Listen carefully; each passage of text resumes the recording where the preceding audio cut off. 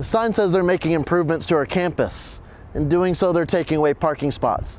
Is it really an improvement? More on that at 6.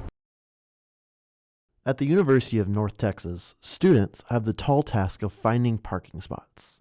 However, the parking situation will only become more complicated as the school is set to convert part of parking lot 55 into a new art building.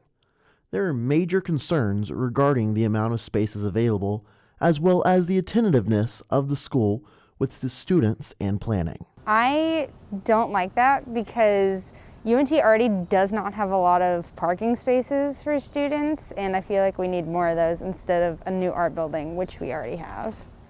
Considering the fact that there's already so little parking and it's so expensive to park here at UNT, that it's just kind of ridiculous to, take up more space. Being somebody who paid for expensive parking in the parking garage, I don't really necessarily agree with them taking up that much parking, but I say that because it's hard to park. In order to find a solution, we spoke to the Director of Communications, George Steeran, to talk about the alternate ways students could find parking spaces.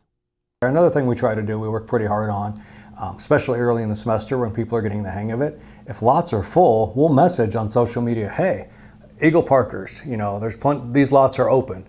At the end of the day, it all comes down to growth. The decision that a new art building is more important than, say, 300 parking spaces, that's for the growth of the university. We have tried to reach out to facilities for their comment on the university growth. They have yet to reply to our emails and phone calls. However, all of the reactions are not negative. One student in particular was greatly in favor of the new art building and the school's growth. It's definitely something that the university, wanted to do to benefit other students.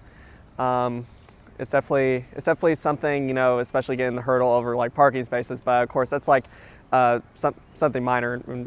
It's going to take some adjusting, but if that's how the school wants to proceed with it, that's pretty much fine. Despite the public's opinion, parking will still be difficult and stressful. Meanwhile, the university is trying to better itself by any means necessary.